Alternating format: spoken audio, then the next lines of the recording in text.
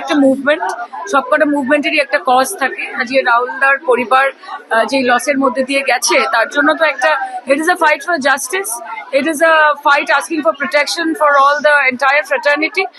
অবশ্যই এই মুভমেন্টটা চলা উচিত, রেজলিউশন কিছু আনা উচিত। একদম ঠিক পদক্ষেপ, একদম সম্পূর্ণভাবে সমর্থন করছি। এটা সমর্থন করার জন্যই এসেছি। এই কর্মবিরতি প্রয়োজন আছে, কারণ অনেক চেঞ্জেস হওয়ার প্রয়োজন আছে।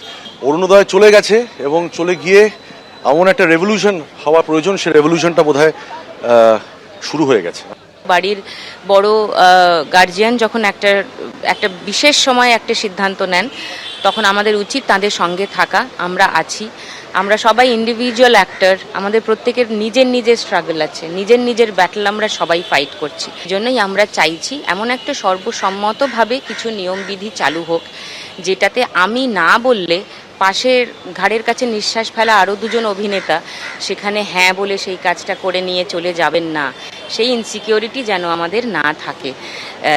একজন কলাকুশলী, একজন টেকনিশিয়ান যদি বলেন যে আমার এটা রিস্কি লাগছে, সঙ্গে সঙ্গে আরও দুজন টেকনিশিয়ানকে দিয়ে যেন সেই কাজটা করিয়ে নেওয়া যেতে না পারা যায়, তাকে কিছু দৈনিক রোজগারের লোক দেখিয়ে। বড়রা মানে আমাদের লিডার, আমাদের চোজেন লিডার্স যারা, তারা যে সিদ্ধান্ত নেবেন আমরা তাদের সঙ্গেই থাকবো।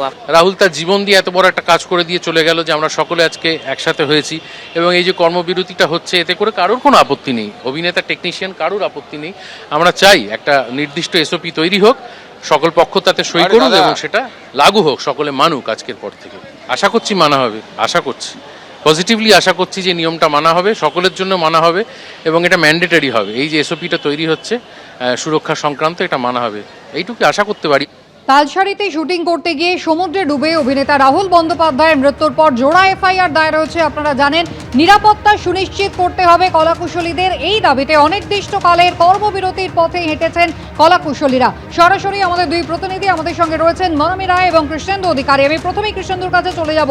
কৃষ্ণেন্দু, কিছুক্ষণ আগে পর্যন্ত যেমনটা জানা যাচ্ছিল যে একেবারে নির্দিষ্ট একটা এসওপির দাবি জানাচ্ছেন কলাকুশলীরা, এখনো পর্যন্ত বৈঠক কি হয়েছে?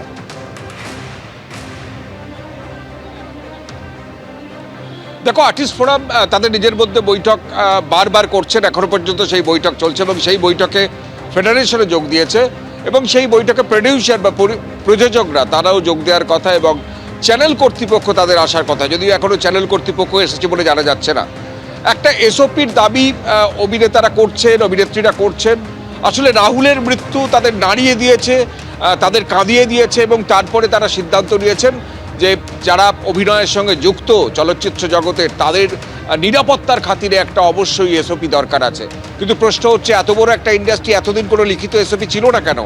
যদিও যারা ফেডারেশন বা আর্টিস্ট ফোরামের সদস্য তারা বলছেন যে ভার্বালি এরম নিয়মকানুন ছিল, কিন্তু সে নিয়ম কার্যক্ষেত্রে মানা কতটা হচ্ছে সেটার নজরদারি ছিল না এবং লিখিতভাবে কোনো গাইডলাইন্স ছিল না।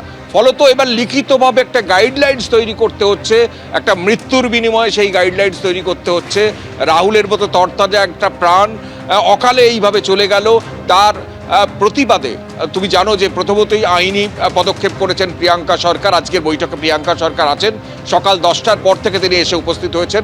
তারও আগে এসছেন প্রসেনজিৎ চট্টোপাধ্যায়, চিরঞ্জিত চক্রবর্তী, আর্টিস্ট ফোরামের অধিকাংশ সদস্যই এখানে এসছেন, আবির চট্টোপাধ্যায়, শ্রাবন্তী চট্টোপাধ্যায়, কৌশিক গঙ্গোপাধ্যায়, কৌশিক সেন, অনেকেই আছেন চলচ্চিত্র জগতে যারা সকাল থেকে কাজ করেন, শুটিং করেন, সিরিয়ালের কাজ করেন। তারা আজকে কাজ বন্ধ রেখে আজকে এখানে এসে বৈঠক করছেন। সেই বৈঠকে একটা এসওপি তৈরি হবে, সেই এসওপির ভিত্তিতে তারা অন্তত এইটা দাবি করছেন তাদের নিরাপত্তাটা সুনিশ্চিত, অভিনেতা অভিনেত্রীদের, যাতে রাহুলের পুনরাবৃত্তি আর কারো ক্ষেত্রে না হয়। এখন দেখা যাক সেই বৈঠকের পর কি সিদ্ধান্ত হয় এবং এই কর্মবিরতি কতদিন চলে। কৃষ্ণেন্দু, তুমি আমাদের সঙ্গে থাকো। অভিনেতা অভিনেত্রীরা কি বলছেন দেখুন। এবিপি আনন্দ, এগিয়ে থাকে, এগিয়ে রাখে।